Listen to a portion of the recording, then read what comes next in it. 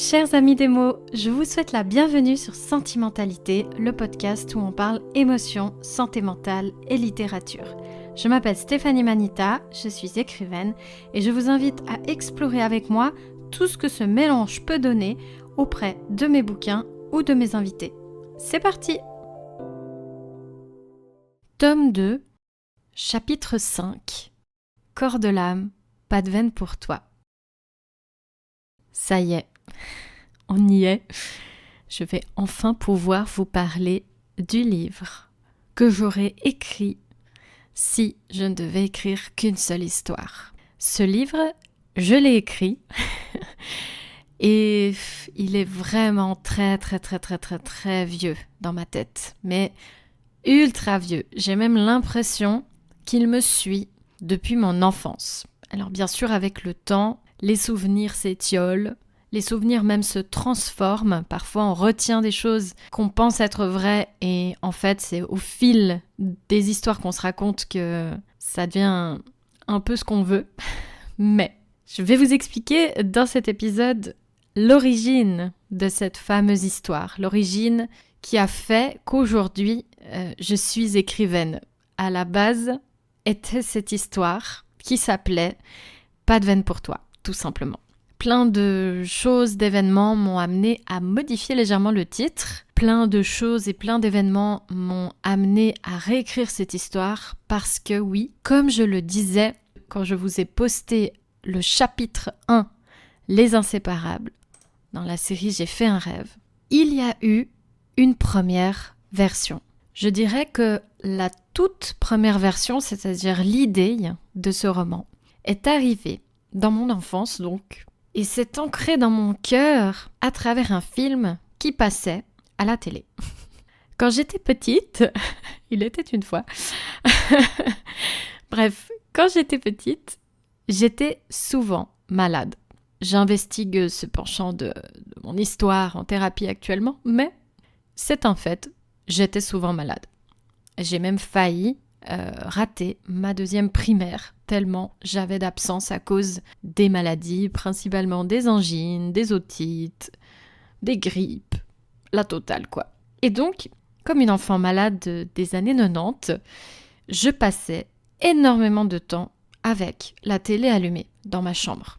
Je passais aussi énormément de temps dehors quand je n'étais pas malade, bien sûr. On n'avait pas encore de smartphone, on n'avait pas encore toutes ces applications, ces réseaux sociaux, etc. Ni ces jeux mobiles d'ailleurs.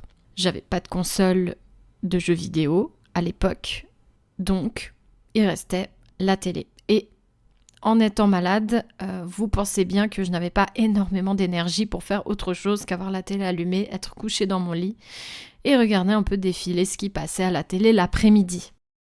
Je me rappelle être tombée sur ce film sur M6 et il me semble qu'à l'époque, il y avait un genre de programme qui s'appelait « Un jour, une histoire » ou « Une histoire, une vie », quelque chose comme ça. Je ne me rappelle plus.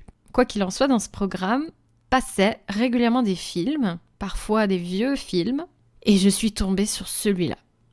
Aujourd'hui, et à travers les années, la seule chose dont je me rappelle de ce film, ce sont deux jeunes adultes qui ont des troubles mentaux, qui se trouvent dans une maison type vieux château, donc avec des grandes pièces, un grand jardin. Et à la fin de ce film, la fille et le garçon qui se rencontrent dans cet institut, si j'ose dire, se voient et la fille offre une montre au garçon.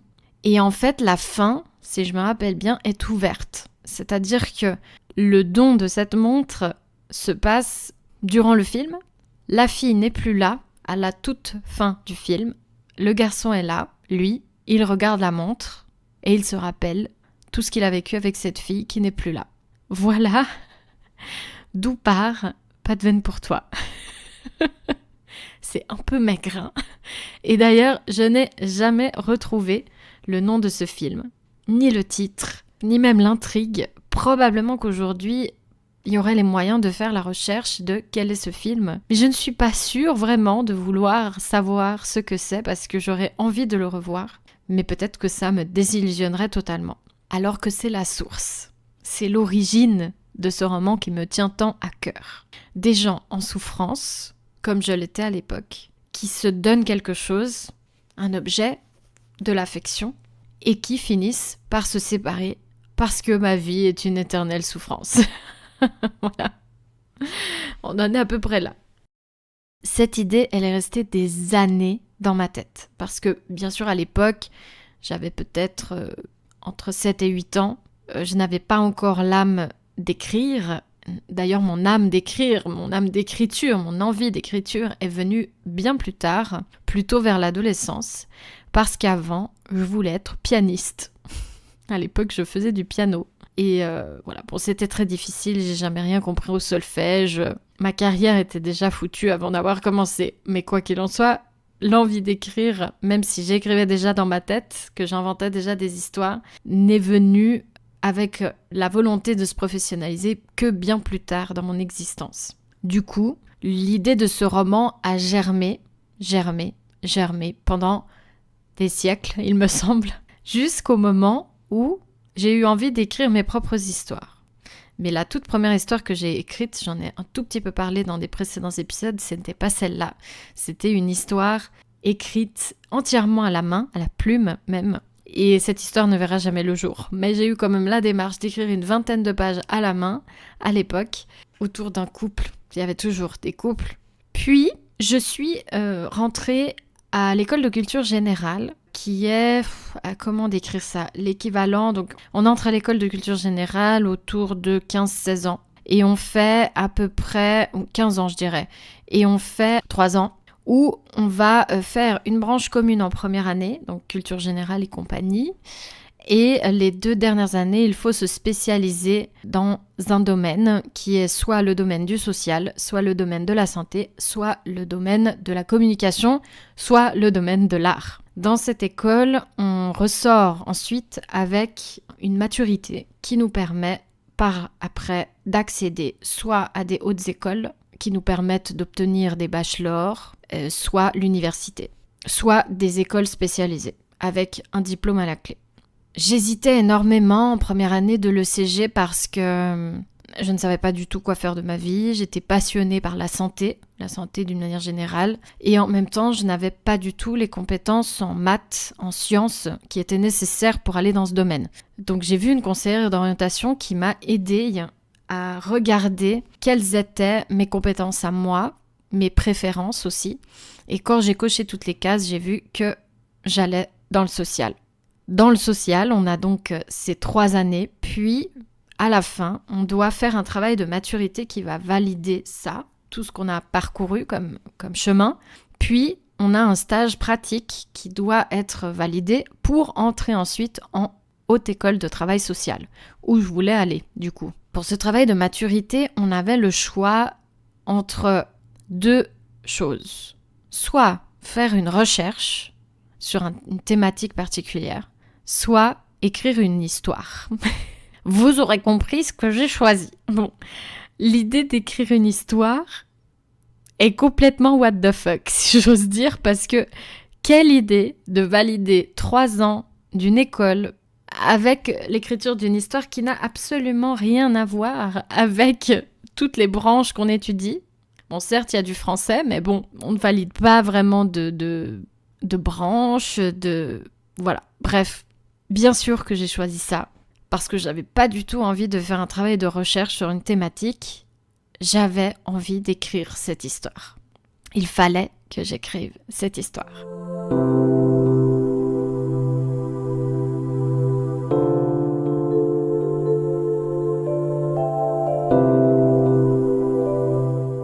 Cette démarche, en fait, avec le recul, je me dis que c'était mon envie profonde d'être lue qui s'est exprimée à ce moment-là, parce que en vérité, c'est la première fois que j'ai écrit pour être lue.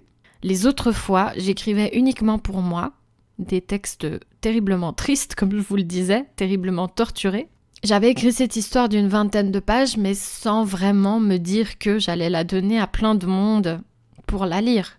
Donc, j'ai choisi d'écrire cette histoire dans le but que des adultes, des personnes extérieures valident ce que j'avais écrit. À l'époque, comme je l'ai expliqué dans toute la série sur les inséparables que vous pouvez retrouver sur le podcast, j'écrivais sans plan. C'est-à-dire que j'avais une facilité, quand même, on peut le dire, à imaginer des histoires parce que j'en consommais à la télé notamment, mais aussi à travers les livres. À l'adolescence, j'ai commencé à lire.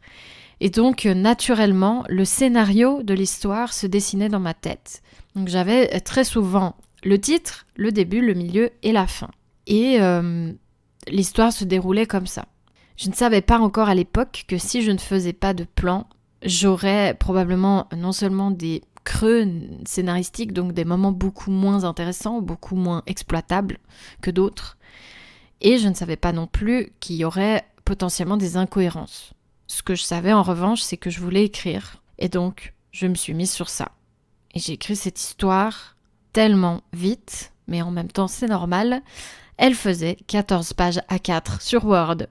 Donc l'idée était d'écrire à la base une nouvelle, mais là à nouveau avec le recul, je me rends compte que c'était pas du tout écrit comme une nouvelle. La nouvelle en réalité a des codes très stricts que je vais pas vous détailler ici, mais c'est tout un exercice autre que d'écrire un roman. D'ailleurs les profs qui ont lu l'histoire à la fin m'ont dit que c'était pas vraiment une nouvelle. Néanmoins, j'ai pris énormément de plaisir à écrire cette histoire. Et dans ce premier jet, cette première histoire, que je n'ai pas relue, que je n'ai pas modifiée, que je n'ai fait lire à personne d'autre qu'à ses professeurs, se trouvaient Sean, Alyssa et il y avait 2 autres personnages qui ont changé de nom par la suite. Je vous expliquerai pourquoi. Mais à la base, ils s'appelaient Arthur et Allison. J'avais construit un petit peu l'histoire autour de cette proximité de prénoms entre Alyssa et Allison. Il y avait un truc avec ça. Bien sûr, les personnages étaient beaucoup plus jeunes puisque à l'époque, quand j'ai rendu ça, j'avais 17-18 ans. Donc, ils avaient plutôt autour de 15-16 ans, voire même un peu plus bas. Et c'était un peu l'anarchie, je dois dire.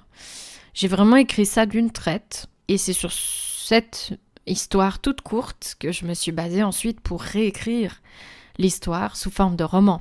Mais avant ça, le texte était court, le texte était mal écrit, il faut dire ce qu'il en est. Néanmoins, je crois qu'il y avait du potentiel. Pourquoi je dis ça ? Parce que les profs ont quand même évalué l'histoire. Voilà, ils m'ont demandé par contre pourquoi je mettais autant de dialogues et pourquoi je n'avais pas écrit du théâtre à ce moment-là.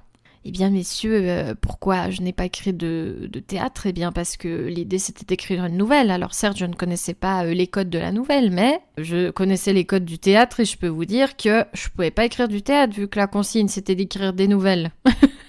Voilà. Mais cette question m'a fait beaucoup réfléchir. Et c'est resté quelque chose d'ancré dans mon esprit par rapport à ma propension à ne pas beaucoup décrire ce qui se passait. Ça a dirigé ma façon de me renseigner sur comment écrire des histoires, etc. Bref, j'ai eu la meilleure note pour ce travail que j'ai rendu en fin d'année. Et ça m'a donné beaucoup de confiance. J'étais loin de la confiance que j'ai aujourd'hui. Bien sûr, j'ai vécu d'autres choses par la suite, mais ça m'a donné beaucoup de confiance parce que des personnes extérieures ont validé mon histoire. Et cette histoire, elle était dure. Cette histoire, elle s'est ancrée dans ce film que j'ai vu avec toute la souffrance qu'il y avait derrière. La maladie mentale et la souffrance de la séparation qui intervenait à la fin. Malgré tout, j'ai essayé d'être la plus positive possible et d'offrir une fin ouverte pour permettre au lecteur ou à la lectrice de se demander ce qui allait se passer après. Parce que dans ce film, la fin était ouverte. Voilà comment est née Pas de veine pour toi, la toute première histoire que j'ai écrite dans le but d'être lue.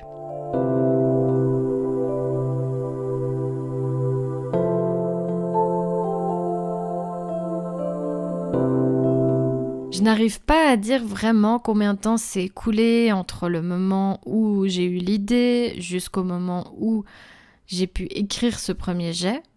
Mais je peux dire que si j'ai écrit ce premier jet en 2008, je l'ai repris en 2020. Donc ça fait un sacré paquet de temps. Et c'est en reprenant le manuscrit en 2020 pour le réécrire que je me suis rendu compte de mon innocence de l'époque et de mon incompétence de l'époque aussi. Il y avait peut-être du potentiel, probablement d'ailleurs, parce que c'était 2 profs de français qui évaluaient cette histoire, mais vraiment le niveau n'était pas là.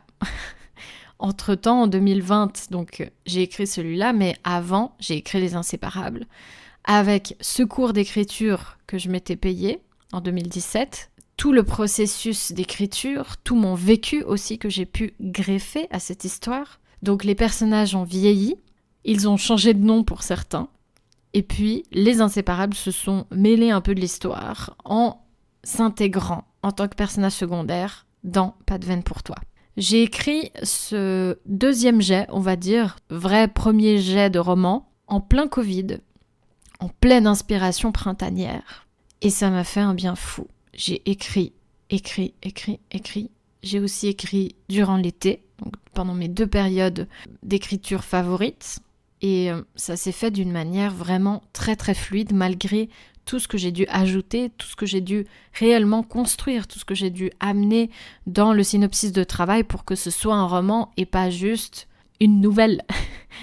On s'entend, hein, les nouvelles sont d'une qualité tout à fait incroyable et aujourd'hui, pour écrire des nouvelles, il me faut un effort supplémentaire. C'est vraiment un exercice à part entière, un exercice difficile et qui répond à des consignes très particulières.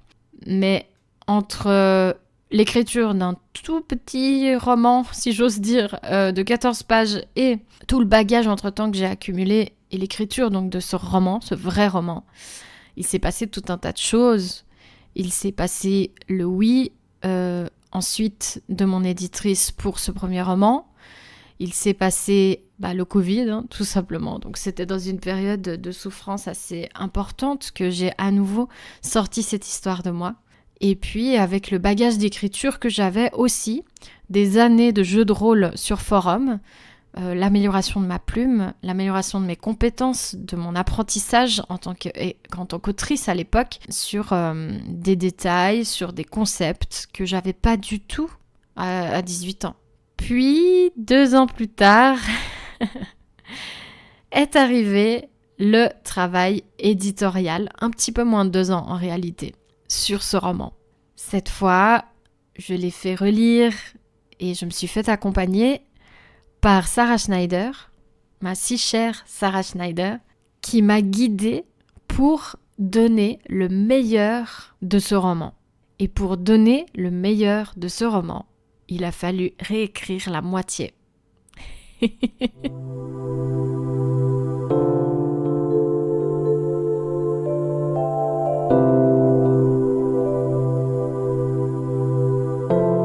Parce que bien sûr, peut-être que j'en parlerai dans un autre podcast. Non, pas peut-être. Je parlerai de cette structure, de ce remaniement et des personnages, puisque la majorité de la réécriture a dû se faire sur l'antagoniste. Suspense. Je ferai donc un autre épisode sur le sujet pour bien développer tout ça, et puisque là on n'est plus dans l'origine. Mais voilà, je tenais à faire cet épisode en disant que Pas de veine pour toi, je l'appellerai Corps de l'âme plus tard. Pas de veine pour toi, à la base, c'est 15 ans de travail. C'est des années de maturation dans mon esprit à partir de souvenirs et d'émotions très floues. Et finalement, c'est un merveilleux roman. Attention, pas de prétention, hein. Mais je suis ultra fière et je pense que je suis davantage fière de celui-là que des Inséparables et davantage fière de celui-là que de Pas de froid de cœur chaud. Parce que c'est comme un rite de passage, c'est comme si je m'étais vue grandir à travers ce roman, comme si des sentiments un peu confus d'une petite fille devant sa télé face à des problèmes d'adultes, c'est comme si cette petite fille avait évolué vers l'adolescence, vers d'autres souffrances, plus vraies, plus concrètes, plus dures, plus difficiles vraiment. Et c'est comme si cette adolescente ensuite s'était muée en une jeune adulte, plus capable d'aller vers ce qu'elle voulait vraiment raconter. Et je crois que j'ai réussi à transformer, grâce à tout ce que j'ai vécu entre-temps et grâce aussi à l'accompagnement de Sarah, cette histoire toute simple de 14 pages en un véritable roman contemporain d'amour, de société. Parce que c'est grâce en fait au retour des lectrices qui sont revenues vers moi pour me dire « mais c'est tellement vrai, mais c'est tellement beau, mais j'ai tellement vécu ça » que je me suis rendu compte du travail fourni et finalement que j'ai touché en réalité du bout des doigts, de la main et du bras ensuite, ce que je voulais vraiment avec ce roman, ce que je voulais recevoir, ce que je voulais dire, ce que je voulais transmettre. Voilà pourquoi je suis fière d'en avoir fait une première version de 14 pages, d'en avoir ensuite fait un autre roman avec un antagoniste, une intrigue beaucoup mieux ficelée, et ensuite un roman final avec une vraie intrigue qui tient la route, des personnages réalistes et des émotions profondément vraies. Pas de veine pour toi, c'est tout un parcours. Je suis vachement fière de l'avoir édité, de l'avoir sorti seule, d'avoir aussi appris le parcours de l'auto-édition avec ce livre. Je crois que si j'avais pas eu ces 15 ans de recul, de vécu, de transformation, il n'aurait pas existé. Ou alors sous une forme qui ne lui rendait pas honneur. Dans le prochain épisode, je vais vous parler de son évolution. Je dirais justement de 2020 à 2022, lors de sa parution. Ensuite, on partira sur les personnages, parce que j'ai beaucoup de choses à dire sur les personnages. On partira aussi sur la structure. Je ne sais pas, peut-être que je vais inverser les deux, plutôt parler de la structure avant. Et le comparer d'ailleurs, ce livre, à Pas de froid de cœur chaud, puisque je l'ai déjà fait du point de vue, entre guillemets, de Pas de froid de cœur chaud, mais peut-être que je vais même plus créer des liens entre celui-ci et Les Inséparables. Et puis on terminera avec un épisode qui créera le lien entre Corps de l'âme, Pas de veine pour toi, et Pas de froid de cœur chaud. Parce que même s'ils sont opposés, comme je l'ai dit précédemment, eh bien ils ont des points communs. Moi la première, voilà. C'est déjà moi qui ai écrit les deux. Mais ça va bien plus loin que ça. Donc j'espère que ce parcours jusqu'au mois de mai-juin vous plaira. On se retrouve toujours toutes les 2 semaines. On est désormais à un peu plus de la mi-parcours avec cet épisode. Et je crois que ça va faire un bel élan de nostalgie dans cette narration à la première personne. Du coup, d'ici la prochaine fois, je vous souhaite tout de bon. N'hésitez vraiment pas à commenter le podcast, à partager les épisodes avec des personnes qui voudraient découvrir mes univers et puis à partager aussi avec vos proches parce qu'on parle santé mentale sur ce podcast. Et bien sûr, je parle de mes livres, mais bientôt, je reçois mes premiers invités pour des interviews. Donc, n'hésitez pas à faire venir des personnes pour découvrir toutes ces thématiques enrichissantes, tout ce vécu d'autres personnes, d'abord à travers mes personnages et mes histoires, et ensuite à travers d'autres personnes qui lisent, qui écrivent, et qui font partie de ce monde merveilleux de la littérature et de la santé mentale. Je vous dis un immense merci d'avoir écouté cet épisode jusqu'au bout. Pensez à mettre 5 étoiles sur votre application de podcast préférée et à vous abonner pour soutenir mon travail. À bientôt entre nos lignes.